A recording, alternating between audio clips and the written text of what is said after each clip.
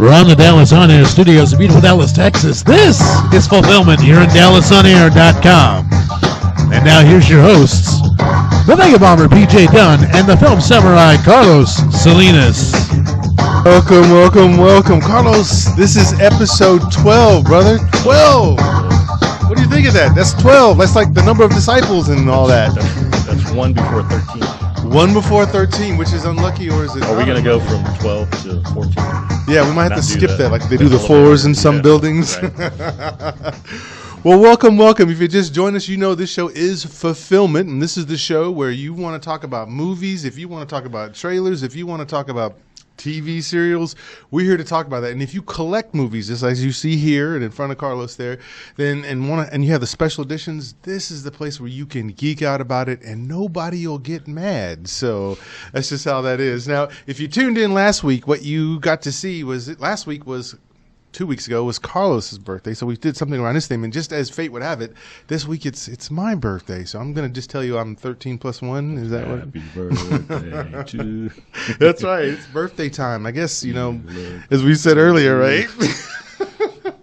I think it's like a bunch of parents in the fall and the winter of the year before. We're throwing down. There it is. And that's Kazak on the sounds back there. That's right, 50 Cent. It's your birthday. It's your birthday. Yeah. So here's the idea. What we did with Carlos last week is we said, all right, Carlos, we're going to make this show about you since it's your birthday. So tell us about your film selection. So then you guys get a chance to understand a little bit better who Carlos is by the films that he selects. That means you can judge him or not. It's up to you. Just whatever you want to do. And so this week, same thing. I'm going to go ahead and give you my list of just all-time favorite movies. These aren't necessarily best of the best, but the ones that if I had a chance to sit down on a cold, rainy day, or even any day, really, where I have time, these are probably the movies I would put in according to this genre. I call these comfort films. Yes, comfort films. And so what's going to happen today is Carlos and Zach are going to help me out as I go through this list. They're going to give us our thoughts. And so let's get into it. So I'm going to break these down. I'm going to start off first with my favorite action film of all time. My favorite action film of all time is Fist of Legend. Yes. Jet Li. Yes. Now, this to me, in the world. Isn't it one of like the greatest? I mean, if you want to talk about action, just God. Pure, unadulterated action, fist of flying, people going through all kinds of Phones fake little paper breaking. houses, phones. Yeah. I mean, this film has it. In fact, I will say something very controversial now at this point in time. This one to me is better than the Chinese Connection, the Bruce Lee film that was made in 1972. Some people would say this is kind of like a reboot of that in a way, but Jet Li style. And I will tell you, if you try to watch them back to back, the one you're going to enjoy more is Fist of Legend. What you'll see is Jet Li is a way better actor than Bruce Lee. And I'm a Bruce Lee fan. I love Bruce Lee. But if you go back and watch those films, and that was what Bruce Lee wanted to get better at. He wanted to be known as an actor, not just a martial artist. But at the end of the day, Jet Li sells it a lot better, as Mr. Chen coming in. So if you're upset about that, that's okay. We want you to talk to us. Go ahead and let us know. But Carlos, what do you think? You saw Chinese Connection. You saw the Fist of Legend. It's been years since I've seen Chinese Connection, but it's memorable. It's one of those movies that you watch it and then you never forget it. Bruce Lee. Is that the one where he's like smashes a block of ice, or is that one of the other ones? I can't remember. But anyway, I wouldn't say it's better, but it's debatable, I guess. Yeah. Of course, Fist of Legend was made when in the 85. 85. Okay, so you got better stunt work and better camera work and better acting. Probably. Yeah. I mean, that Chinese Connection was made back in the 60s. So everything was kind of B-movie-ish back then. Yeah, 72. Especially the kung fu movies. They play very B-movie. Fist of Legend is a little more modern, I guess you could say. So, yeah. Yeah, so if you just want pure, adulterated, just straight, solid, good action, that film will not let you down.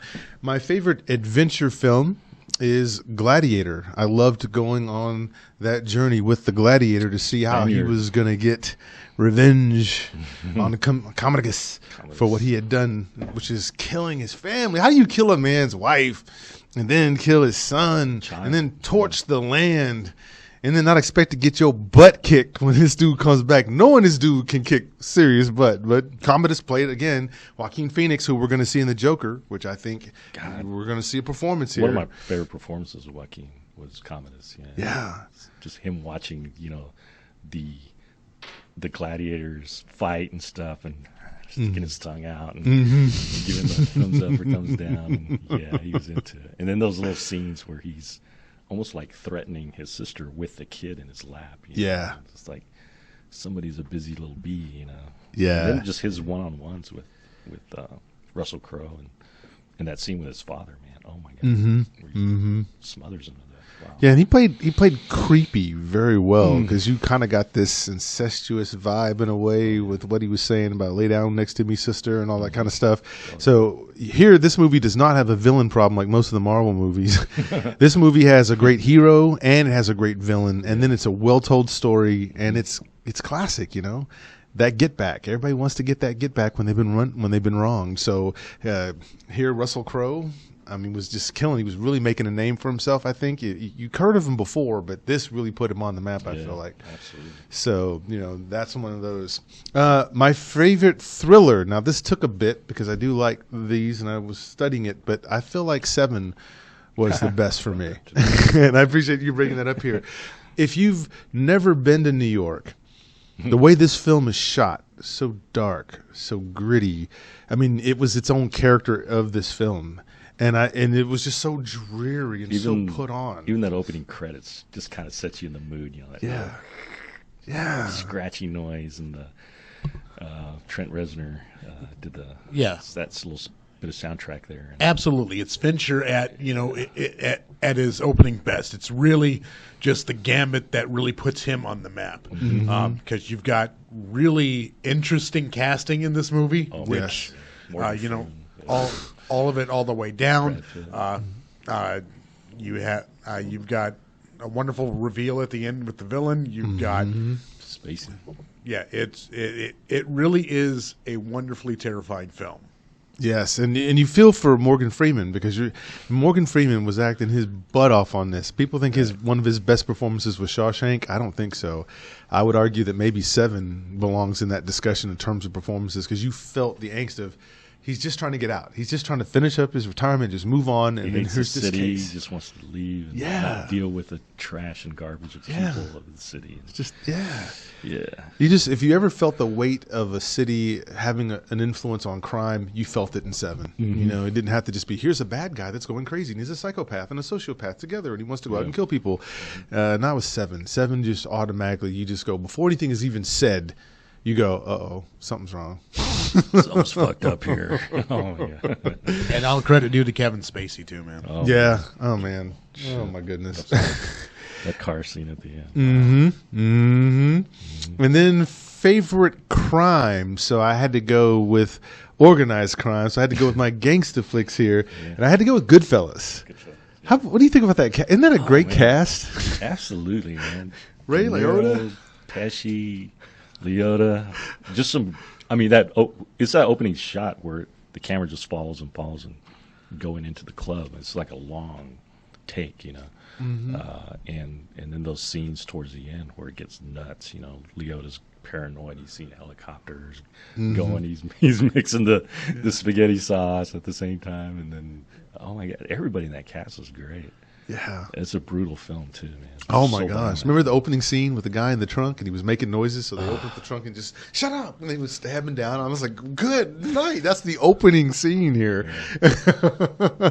You knew what you were in for, but Pesci then. Oh, what am I funny to you? What am I funny? Yeah. Am I clown? What am I clown? Oh my God! No. Yeah, this is one of those where Scorsese just lets his actors go and just lets his actors go and just lets his actors go, and when you see him give them a lot of rope, they really take it all the way.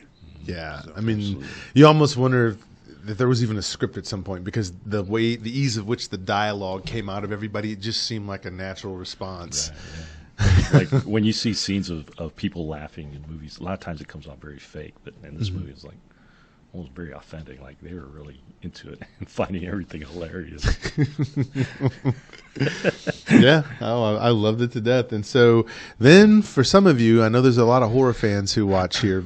So my favorite horror film, this is tough. I think Carlos said it was The Thing, and I agree with him on that. That was really good. But I also have to talk about Mr. Stanley Kubrick's film The Shining, because Jack Nicholson, who can be over the top at times, this is what helps you see how he could play the Joker in Batman later on, Michael Keaton and Tim Burton's Batman later on.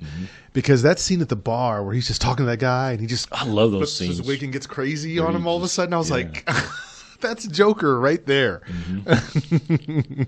When he flips out on Wendy when she comes and disturbs him. She's swinging the bat at him. He just has his hands up like, oh. Not to mention the fact, if you want to talk about location being a character, the Overlook Hotel, Jesus. I mean, everything from the long hallways to the labyrinth to just every single moment of it, the building itself, the set itself, really takes on a character of its own. And people have tried to recreate architecturally that hotel, the interiors, and they can't do it because the way he shot it and the way he set it up, he disorients the viewer and makes it almost dreamlike, you know. The hallways and nothing makes sense, and rooms are where they shouldn't be, you know. And it's a remarkable film. I remember watching it for the first time. I was terrified. It was terrifying. And that scene where Jack sticks his face through the part of the door that he acts through, that's been parodied so many times, and you know, which is just an ode to, hey, we remember this film. We want to do something to kind of homage it, and it's been homaged a lot. And I think the scene in the hallway with the blood and the twins and all that sort of stuff, and tricycles and kids on tricycles, I think a lot of people just was like, I want to pay an homage to that. Come play with us, Danny. Oh, fuck. Yeah. But if you ever want any indication of how brutal it is to be in a Kubrick film, this is it. Yeah. I mean, you see every performer broken in this movie. Especially Shelley Duvall. Oh, she God. really had a nervous breakdown in that movie. And there's footage, you know, behind the scenes footage of that where she's just laying down, just in a panic mode, like, wow, can't do this anymore. And this movie's spawned so many theories as to what certain things mean and all this sort of thing. So you can read a lot into, you can interpret so many things just from this film. Yeah, they made a documentary, Room 237. Is it? Where it's just theories about that movie. What is it? It's about the moon landing. Okay, kid had a rocket on his sweater. Big deal. So what does that have to do with the moon landing? Right. I know, right? He was throwing little messages. Well, the grilled cheese scene. What grilled cheese scene? There wasn't a grilled cheese scene in the movie? No, man, you're making stuff up. Well, anyway, we're theorizing. Okay. It was an implied grilled cheese. It was, yes. It was a metaphorical grilled cheese. You didn't see the stripes on the carpet back there? Remind me of the grill marks on a grilled cheese sandwich. So then, not to be, and for my friends who like the horror, and then, of course, Supernatural could also be that way, I thought my favorite Supernatural film, which... Probably because I was so young, but Rosemary's Baby freaked me the hell out. Polanski, man. And Polanski with this craziness here. And I think this was his first American-made film. He'd made some films before, if I'm not mistaken. But so he makes this film, and it's the perfect timing because you're talking about the 70s. Yeah. So you got the free love movement going on, and then you had the religious right that was just saying, okay, you guys, what you're doing, you know. And so there's this tension of this fear of, oh, look what they're doing. And then... Instead, you say, hey, let's create the baby of Satan coming out of some illicit sexual affair and then have it be crazy. And then, The first time I watched that movie, I kind of found it comical, like darkly comic almost. You know, there was some intentional, I think, from Polanski to make it funny in a way. Almost satire, I guess. Yes. And, but towards the end, it gets really creepy as hell. Yeah. I think Mia Farrow's performance in that movie. Oh my gosh! And then those people at the end, and that just the faces.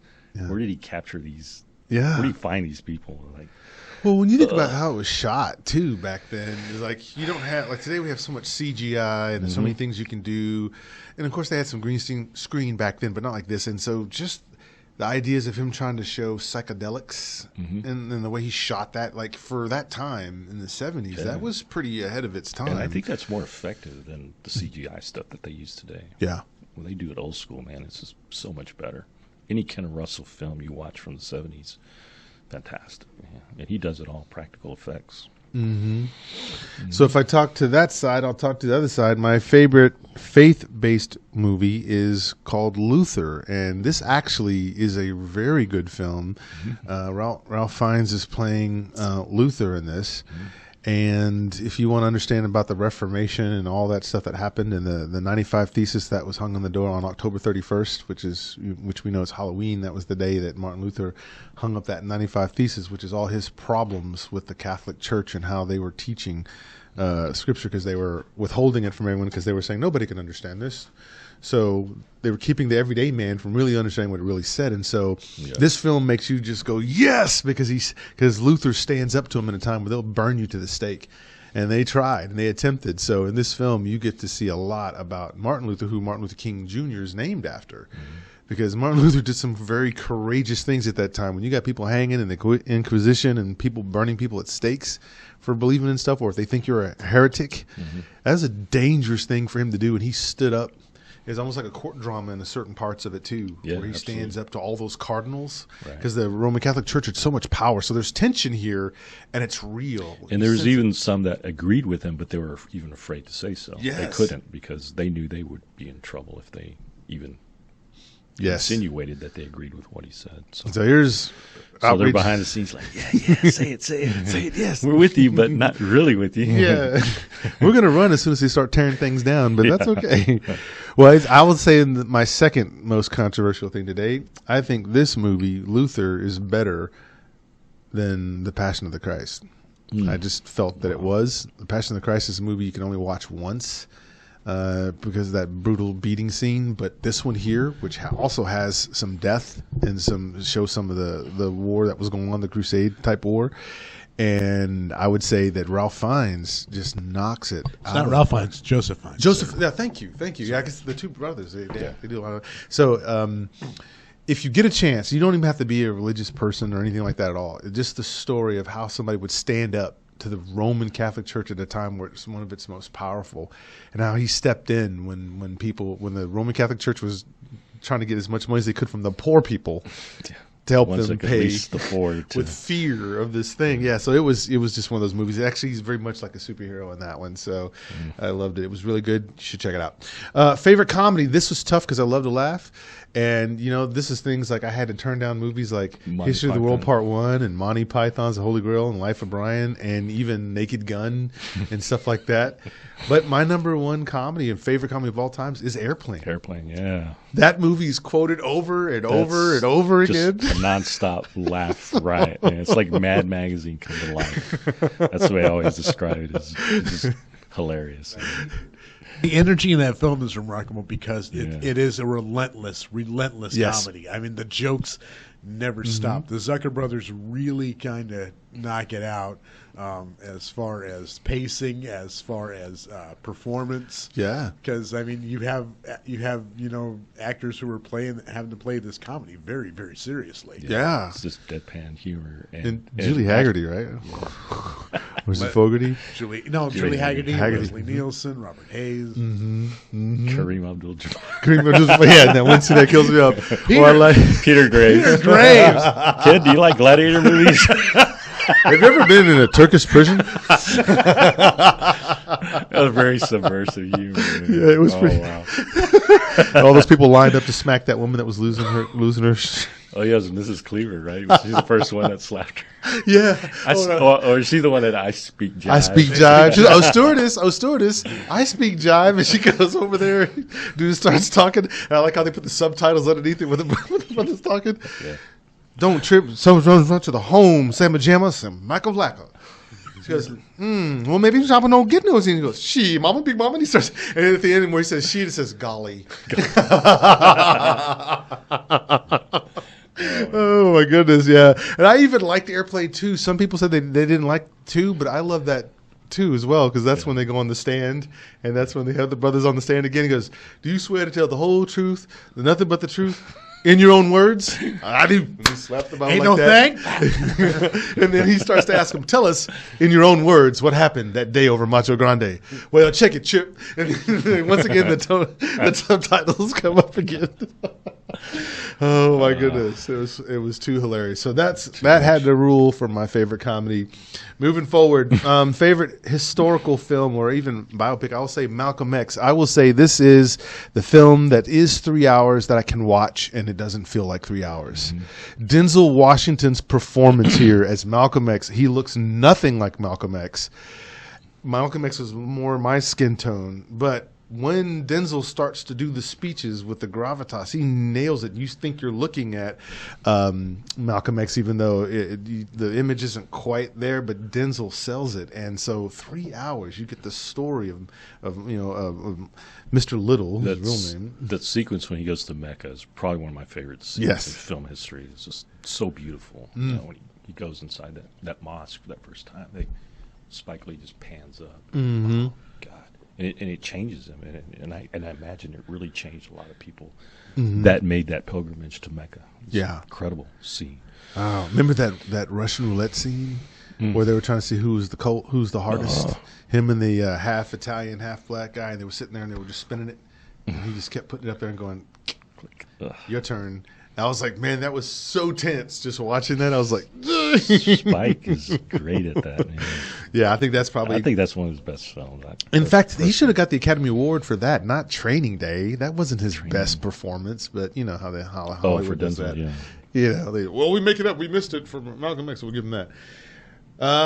Number 10, my favorite sci-fi of all time. This is hard, again, as someone who loves a lot of sci-fi, but I just have to go with that First Love. And while it would have been New Hope, I'm going to tell you that it's actually The Empire Strikes Back for me, because it threw everybody off. It didn't do what you thought it was going to do. The good guys did not win at the end of this film.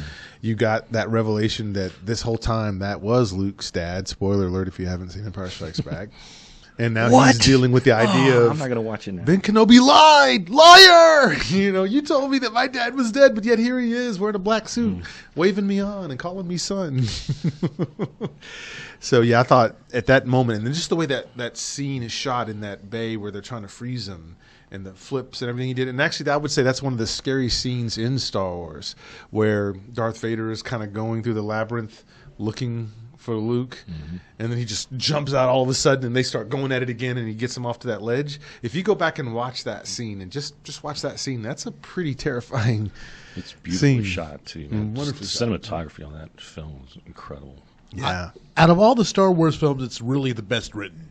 Lawrence Kasdan really takes the script to really new heights. It takes Lucas's story beyond where it could have gone.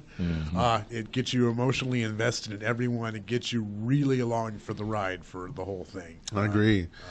It was a smart move to let Irvin Kershner direct this, because, I mean, that's pretty smart on Lucas's part, because like he may have been under the pressure to like, how do I top, A New Hope? Well, give it to another guy, let it be his first time, let it be his New Hope. And Irvin Kershner just knocked that out the box. And the freedom that he gave Han Solo and Leia, them to kind of ad-lib some scenes. I and love get you. That. I know. Yes. I'm mad now. I mean, when I tried to think of what is wrong with that film, I can't really pick anything out of it without being super nitpicky, but just to say, what was it about Empire Strikes Back that didn't work? And I really can't think of a scene that I thought was wasted, so that's why it's on that list. Great pick. Absolutely. Political thriller. This is a little bit more recent. Eye in the Sky. Oh man, that Helen Mirren. Saw that on Netflix, I think. Yeah. Man, I was blown away by that film. Wow. Man, if you have not seen this film, this is an incredible political thriller. Talk about ratcheting up the tension in that movie. Holy. Oh my gosh. So the Eye in the Sky is this drone that's being operated by the Americans, and they have an opportunity to take out somebody who's a person of interest, who's on the kill list, who's in the top 10, that needs to be taken out because they finally got a beat on him. But the problem is he's got human collateral around him, people that if they take the shot, they might kill some people. And so it's, do you do it or do you not do it? Do you take the collateral damage and cover it up, or do you wait till you get a clear shot? And so Aaron Paul, who we know from Breaking Bad, is playing the guy who's in control of the drone. And so you have this political arguments going back and forth as to, but we've been looking for this guy. We finally got him. Take the shot. And, well, but if you do that, these three people right here that are the closest to it die, and also this farm over here, right? And so it's just like, it ratchets that up for like almost an hour, right? Yeah. It felt like that. Mm-hmm. And I was like, oh. And by the end of that movie, I was like wiped out, man. So like, yes. God. Yes, if you want a thorough movie that's going to really make you invest and then actually say, what would I do if I were the one who had control of that drone? Moral ambiguity in that movie. Yes, the moral ambiguity's there. Then my favorite drama goes to, and I had, this was hard to talk about drama, but I went to Taxi Driver. Mm-hmm. De Niro's performance here of this guy who's, you know, he's a taxi driver. He's seeing all different types of people do all kinds of different types of dirt. And he himself is part of this dirt because it's rubbing off on him as well as he's singing. He gets real dark and real sociopathic, and just to see the turn in him. But he's just shot in that scummy New York City 70s era where the streets are just covered with scum and piss and it's kind of an uneven film. Yeah, it really is. It really is just unbalanced. But I have to believe that's by design. Mm-hmm. Scorsese again, this time not focusing so much on structure as he is just focusing on the breakdown of this one man. Mm-hmm. And I don't know if you're. I think it leaves you with a choice of whether to empathize with him or not. Yeah, which I think is excellent because usually when you watch a movie, the lead character is somebody you think you are going to, but as you start to watch the layers pull back on this guy, you're starting to turn on him. But at the same time, you also understand his situation because, you know, the 99% is always, you know, at the behest of that 1%, and why should that be, right? So, loved it. I could watch that and Raging Bull over and over again. In fact, that was tough, but it's Taxi Driver for me. This one, everybody loves this. Favorite comic book movie? I'm in 100% agreement with Carlos on this. It's definitely The Dark Knight. I'm sorry, the other movies that they put out there, they try to compare it to, they don't play well much longer after the releases. You still watch Dark Knight now, and it's still relevant. There's nothing in it. The language isn't that dated, really. There's references that are every 5 minutes to something to make you think, oh, look, we know about cell phones and internet. Topical and everything, yeah. Mm-hmm. In fact, you wouldn't even know the internet's around much other than just the stuff that the equipment that Fox is using to help Batman with. So it's not even trying to date itself at all, and it doesn't. And I think Avengers, because people say it's either Avengers or Dark Knight, and I'm like, no. The first Avengers, by now, we've seen so many versions of that. With Avengers 2 and 3 and Civil War, you can't say that's the best anymore. So it's easily to me Dark Knight. Musical, this will mess some people's heads up. Dancer in the Dark. I'm a big Bjork fan, and I had to see this to see if she could even act. And then I ended up finding out that this is probably one of the most morose stories ever. And it's supposed to be a musical. And I like the line that she says, nothing ever bad ever happens in a musical. But in this one, yes. And a lot. And the story itself, it's pretty sad. A worker that's going blind that's trying to get the money for a kid that's blind of hers that she wants to try to pay for. And her eyes are going out. And it's just like, but then there's the big dance numbers and the sets and the workers and the music that they use that just sounds. It's just such an original film by Lars von Trier. I love all his films. I haven't been disappointed in one film. They're not for everybody. Yeah, no. But this one, like Antichrist, for instance. Jesus. But this one is like, I don't know. Would you say this is his most accessible film? I would say so. Yeah, I think he got so much acclaim. Anybody I've ever talked to about it just loved it. Yeah, it's one of those films. It is the hugest gut punch in cinematic history, I think. I mean, basically, I don't care who you are. At the end of this, you walk out crying. Mm-hmm. You really will walk out crying. Yeah. It's a film that you see once and you never need to see it again. You really don't. And that's the gut punch of that. And then we got two more here. My favorite Western then is Pale Rider. I'm going to go with Clint Eastwood. This is his first directorial debut in a film. I will say that he understands framing and composition when he shoots something. He understands mood and tension very well, better than most. And I'll say this. This is a guy who can get almost nothing out of a shot that has nothing going on in it. But just because of the way he freezes on just the facial expressions and what's happening, he can make it say a whole bunch just in one frame without a whole bunch of stuff going on. Like nowadays you see tons of stuff blowing up and CGI this and that and all this other stuff. He can get a close up on someone's face and just a twitch. will do it for you. I mean, he's captured that, and even in his acting, as he plays the man with no name, and in Fistful of Dollars, and all the spaghetti westerns before this, Clint Eastwood was the master of just, you didn't have to say a whole bunch, but you knew this dude was a badass, and you knew you did not want to cross him. Did you say it was his first directorial debut? That's what I thought. I read. No, he's made a bunch of films before that. Before Pale Rider? Even back to Play Misty for Me. He Played Misty for Me. 1971. But okay. I-Planes Drifter, Iger Sanction, Outlaw Josie Wells. I was surprised he directed those movies. I always assumed someone else directed them. He was just basically the star. But yeah, he's been directing since the 70s. Since the 70s. Full credit director, not like a co-credit? He directed. Oh, wow. Okay. Yeah, 71. I got to fire my statistician then because he's giving me some bad stuff here. Because otherwise I would not know that. But yeah, so Pale Rider, though, if you want a Western, I mean, there's certain good ones out there. Tombstone, even Open Range, more recently, even the 310 to Yuma, and even the original is good as well.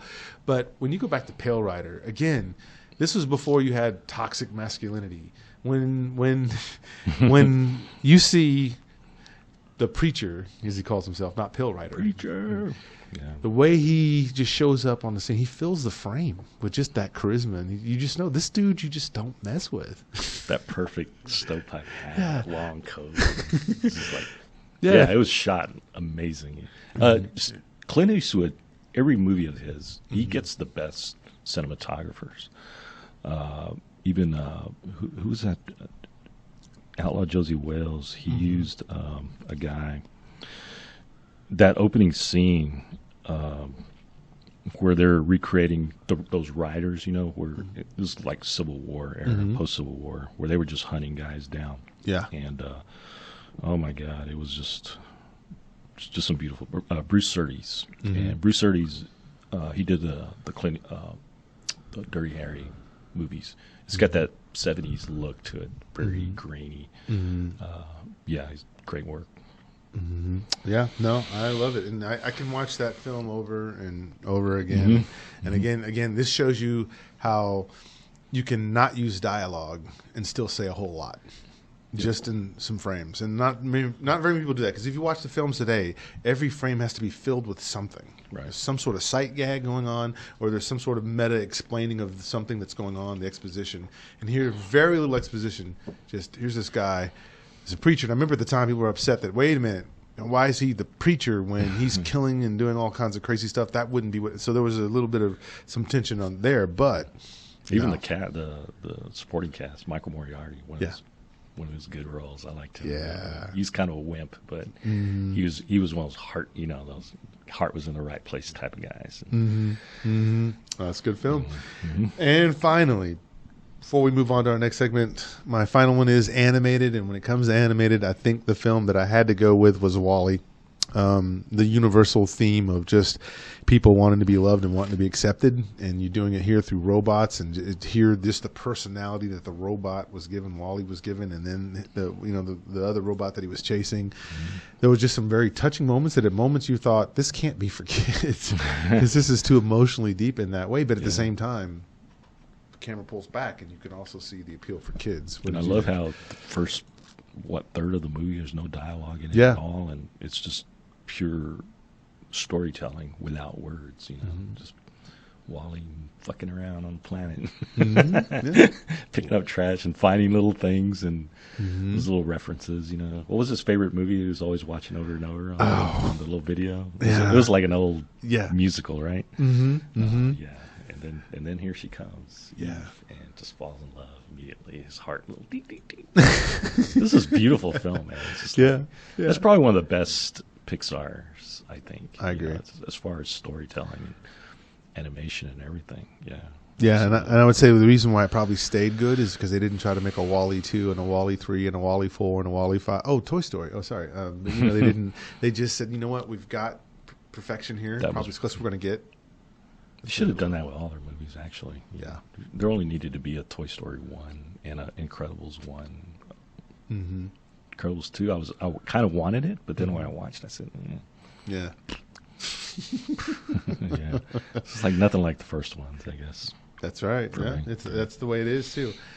Well, that is that first segment, guys and girls. Now you know what kind of films I really spend time locked in rooms trying to watch and trying to tell other people to watch. So if you haven't seen some of those, go back and watch this back and see which ones and which categories, and just go check them out. I guarantee you will have a good time with them if you have not already seen them. Mm-hmm. So now we're going to move on to segment 2. We're going to talk more to you because we're going to help you figure out the picks of the week.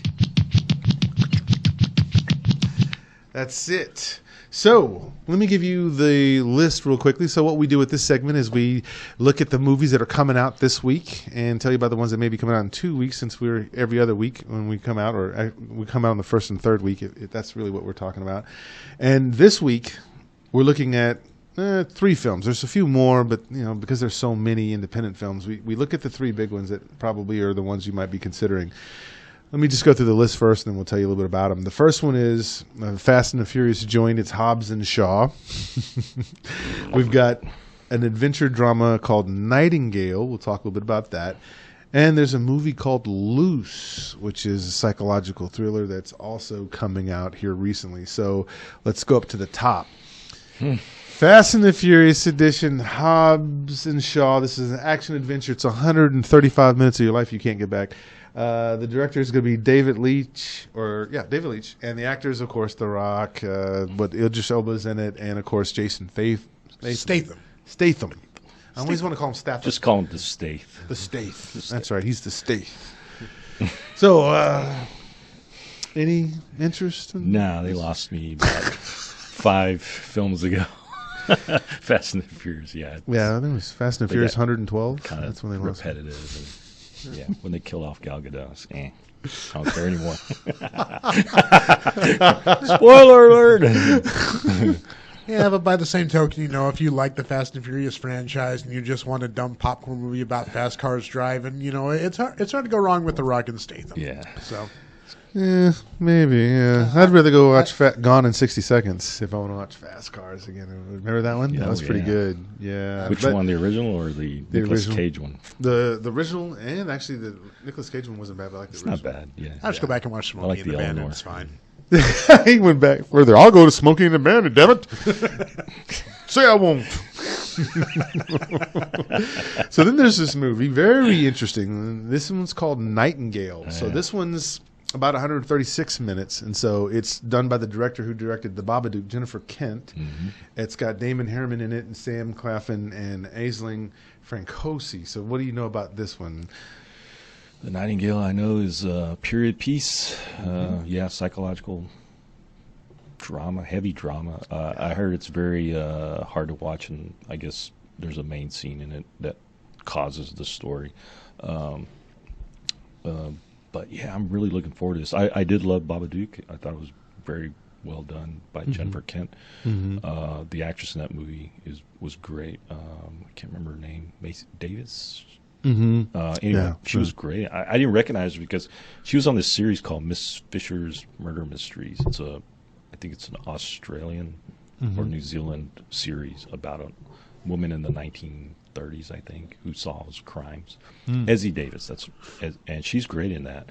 And man, I didn't recognize her in the Babadook, but yeah, I'm definitely looking forward to this one. It looks, just from the quick trailer I saw, it looks amazing. Yeah, this is pretty good. This is set in 1825, so it's about a young Irish convict woman who's had this bad situation happen with this regiment of military that did something unspeakable to them out in the middle of the wilderness. Yeah. And it's about her seeking revenge back, and she teams up with someone who's also a fugitive from this regiment, and they team up because they both have something in common. They hate this particular force, and so it goes through some really... Was this he's the Aboriginal? Yes, he's the Aboriginal guy, yeah. And so from what I've seen, it's kind of like, hey, look, they broke me with what they did to me. Yeah. They broke you with what they did to you. Why don't we team up, and why don't we... And evidently she gets really good at it, at hacking and killing and all that stuff, and it even freaks him out. This is from what I saw in the trailer. So I think this has...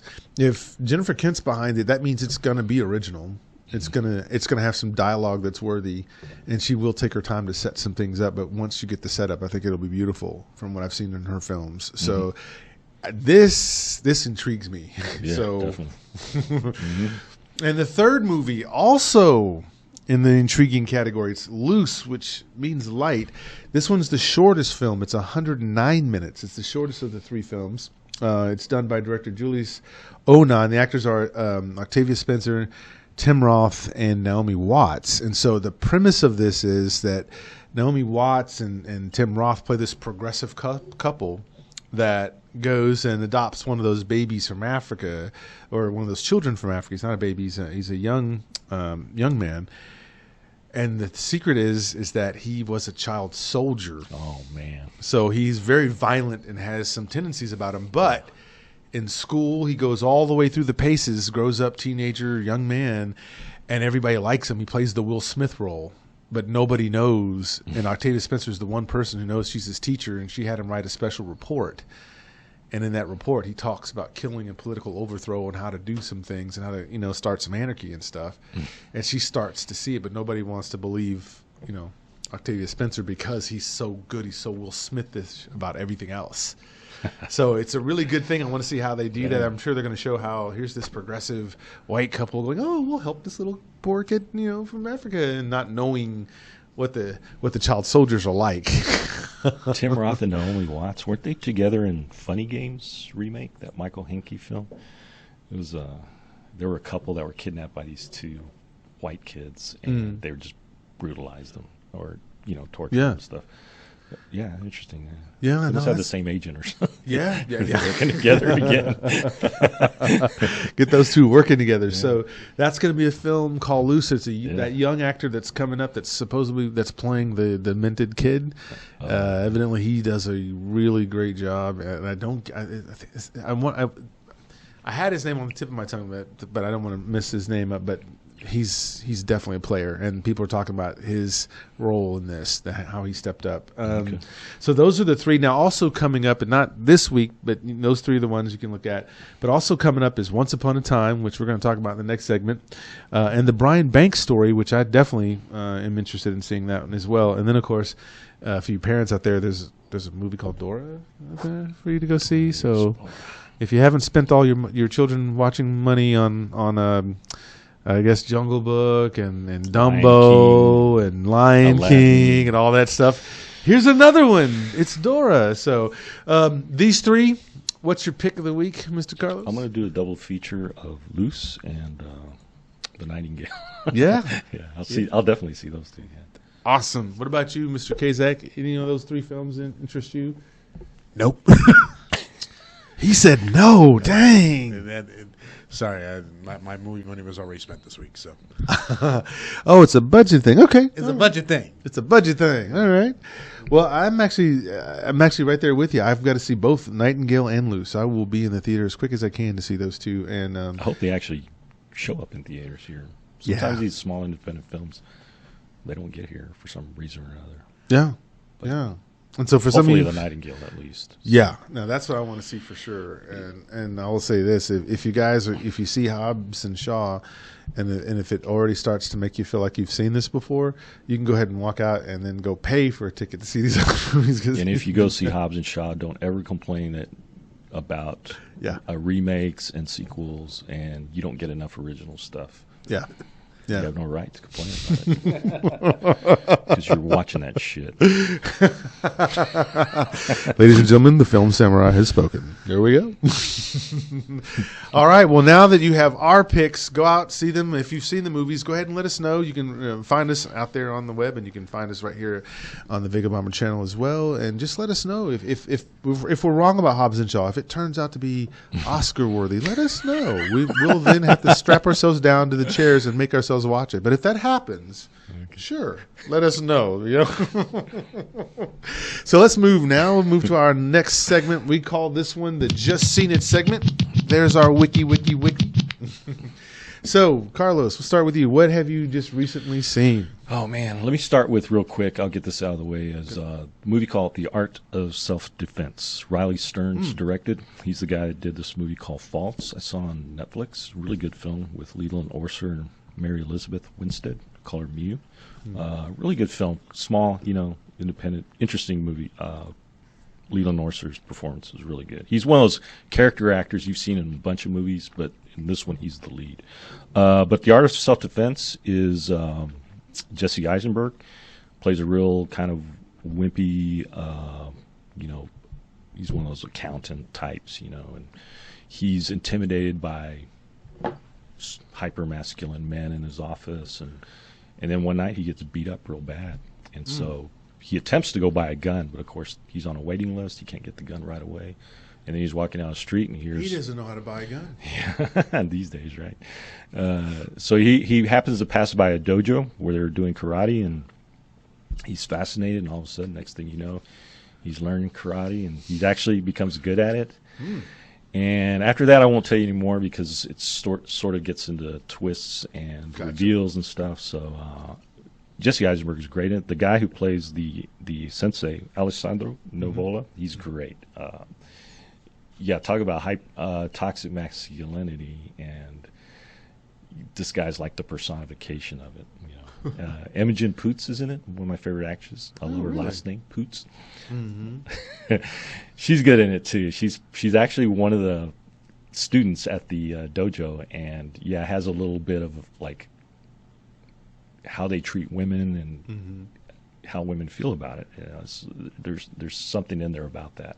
But yeah, I recommended it. Watch it when it comes out on Netflix if it does. It's a good flick.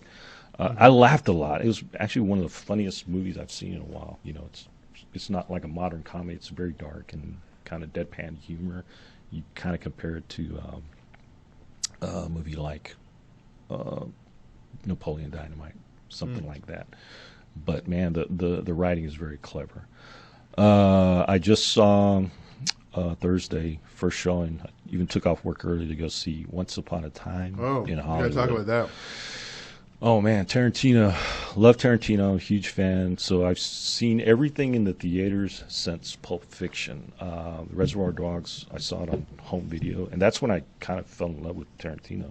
Saw that movie, and I was blown away by it, man. And so everything since I've gone to the theater and seen. This one is his least like violent and vulgar, and you think of Tarantino, he's very that exploitation style, and this is nothing like that. And it's a love letter to the old Hollywood and the end of an era of the 1969. It's closing out, when actors were contract actors to studios and things like this. And the main story is Leonardo DiCaprio. He's a actor who's kind of getting sort of washed up, and then his stunt double, played by Brad Pitt. Each one of those guys has some great sequences and scenes where they show off their acting chops, especially DiCaprio. He's playing in a Western, and he has a couple of scenes in that thing where, man, he's so good. And then the backdrop is, the Manson family, and there's a scene where Brad Pitt's character goes out to that Spawn Ranch, and it gets a little tense, but, it's like he plays against his own, I guess, expectations where you think something's going to happen and it really doesn't. And then I won't even talk about the ending because it's kind of, you don't want to spoil it. But right. Yeah, it's not. It's kind of what it's actually what I kind of expected, but the way he did it was amazing. It was hilarious.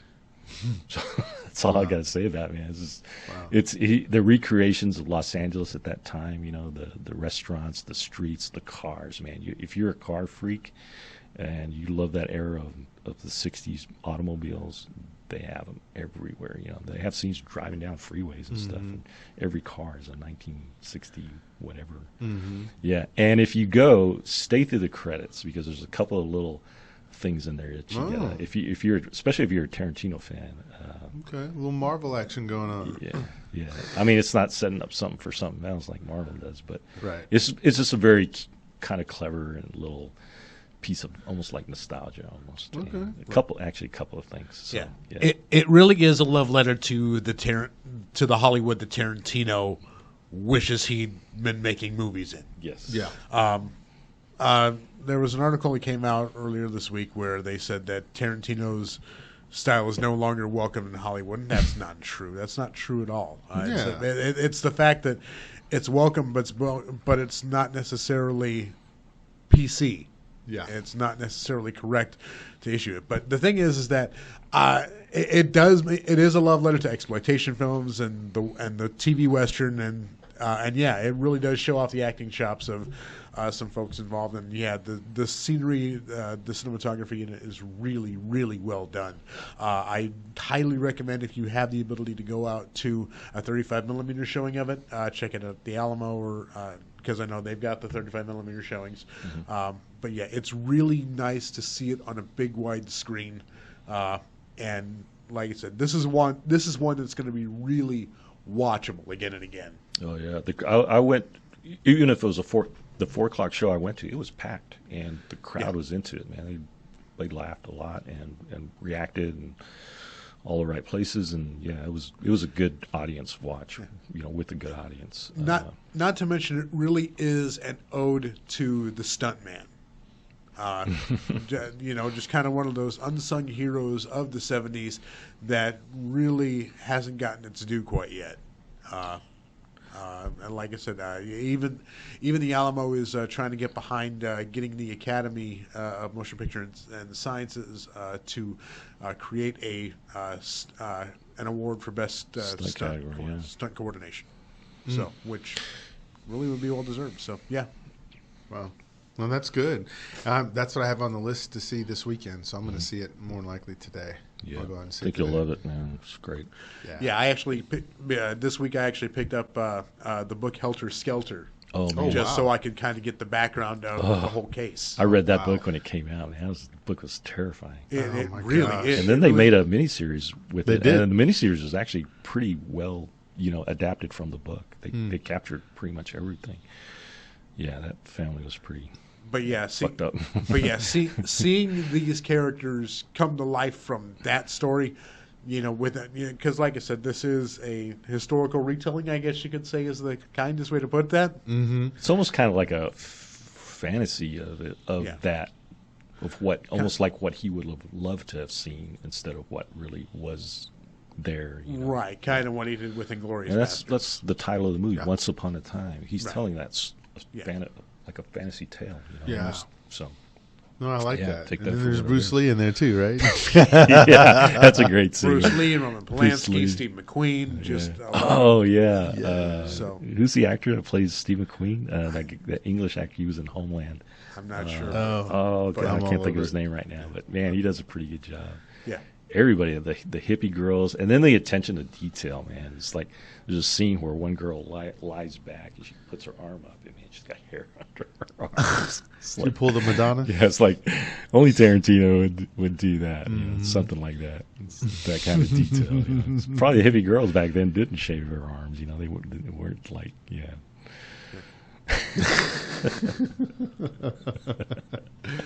then of course you get some nice feet scenes. Tarantino's a foot fetish dude. Yeah. Margot Robbie's dirty feet. See there? Sitting on the back of a theater seat where she's watching a film of herself. That was kind of a sweet scene, I thought. That Margot Robbie as Sharon Tate watching a movie with herself, and listening to the crowd reaction and getting all like giddy, like, they love me, they're enjoying my performance. So kind of sweet. Well, I had a chance to not go to the theater the last 2 weeks. Oh no! Because look at what's number one right now. Number one is Lion King at 191 million. Number two is Spider-Man: Far From Home, 21.2 million. Toy Story 4 is number 3 right now, 15.6. I could care less about any of these 3 films.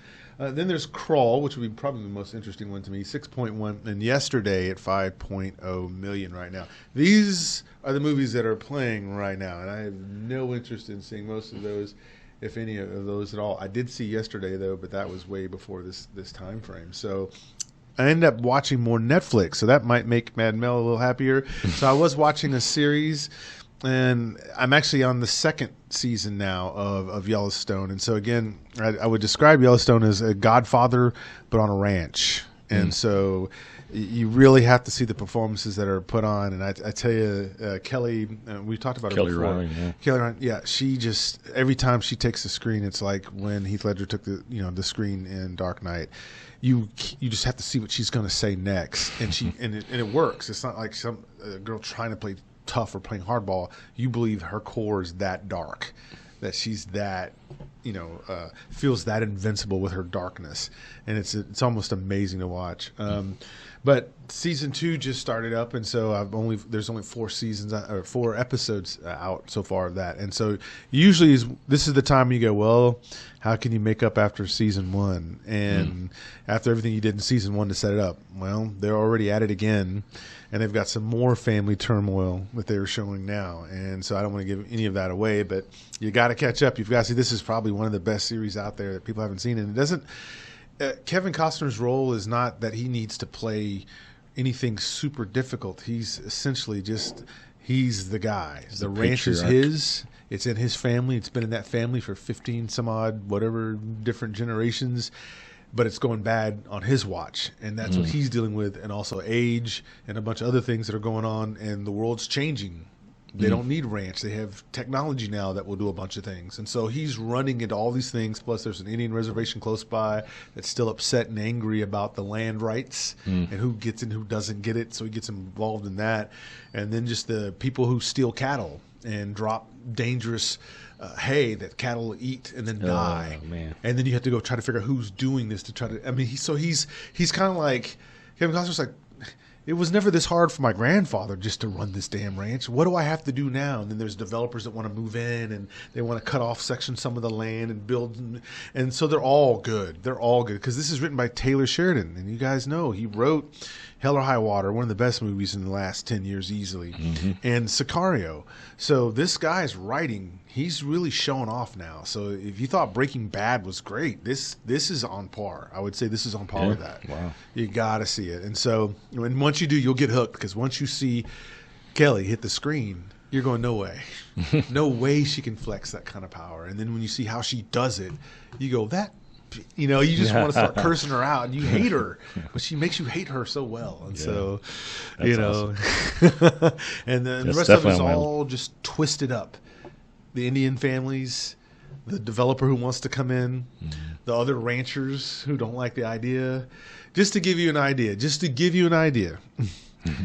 Opening scene, season 1, turned over truck, turned over trailer, dead animals, and Kevin Costner sliding out, trying to figure out what just happened. That's the opening scene. That's how they start. Jesus. And now that's how you meet Dutton, the owner of the Dutton Ranch, Yellowstone. And it goes from there. So it's incredible. Did you see anything on TV or Netflix? I just started watching this new Amazon series called The Boys.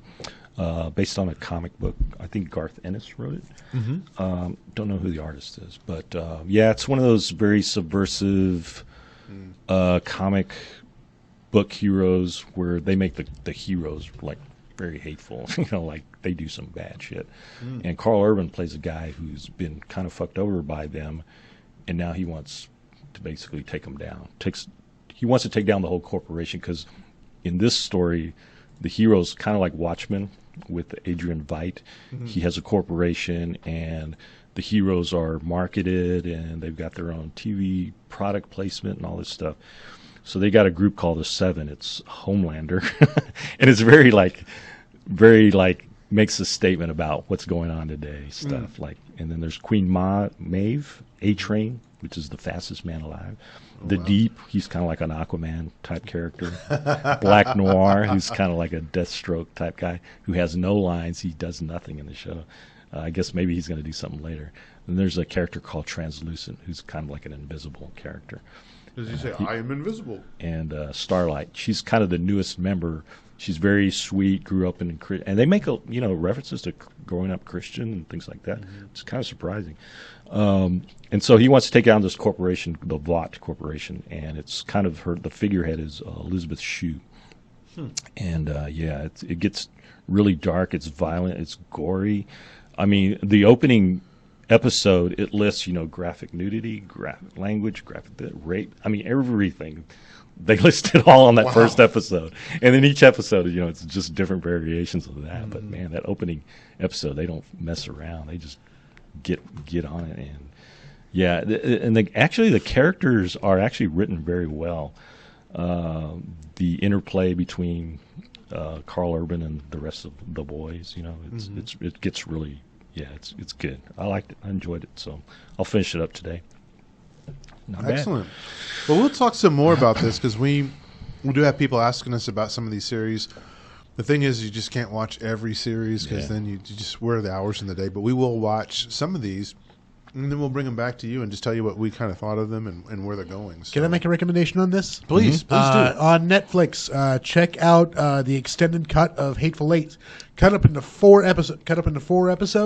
I did watch that. With the extended scenes. It's really worth going back to check out again. Yep. Okay. I did watch that. Hateful Eight. Awesome. And especially with the extended stuff, if you know the film and seeing some of the extended cuts, they're really well placed, and breaking it up into 4 episodes makes it kind of an interesting watch. Excellent. Well, I'm all in. I'm all in for that. Well, ladies and gentlemen, I think that's going to be our time for this week.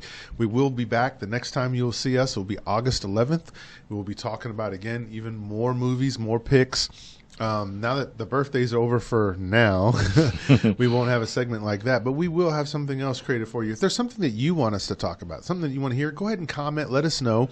And certainly let us know when you watch it. Do you watch it live on Sundays or do you watch it on Facebook? All that just helps us understand where you're coming in and where you're seeing us. And then certainly we want to engage you wherever you know, whichever medium that you recommend use. some shows that we may not have seen that you think are worthy to watch. And absolutely. I'll check them out. That's correct. I'm always looking for recommendations. Well, I'll tell you, this has been a great show for me. I really appreciate it. It's good to be the king.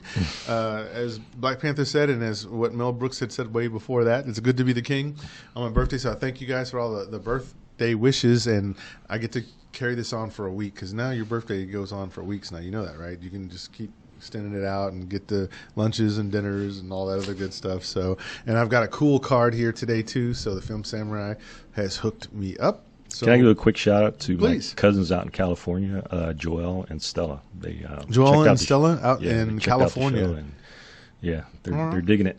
All right. Well, we appreciate you guys watching. Tell your friends, share it, and all that good stuff.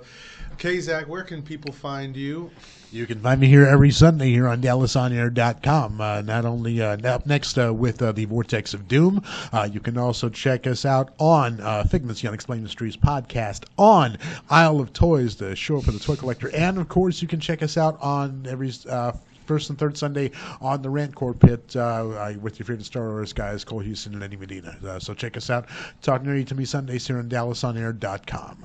Love it. And Carlos, where can they find you out there? At Film Samurai on Twitter and Facebook. That's right. And you can find me, the birthday boy, Vegabomber, out there on YouTube, Twitter, Facebook. And also, I do this every single time. You can count on it. TikTok. It's Instagram. I keep forgetting about Instagram because I don't use it as much. But Vegabomber, you can find me on YouTube. And so that's our show for this week. We will see you again August 11th. So until then, keep the party going, go see some movies, and keep talking about them. Sayonara. Bro.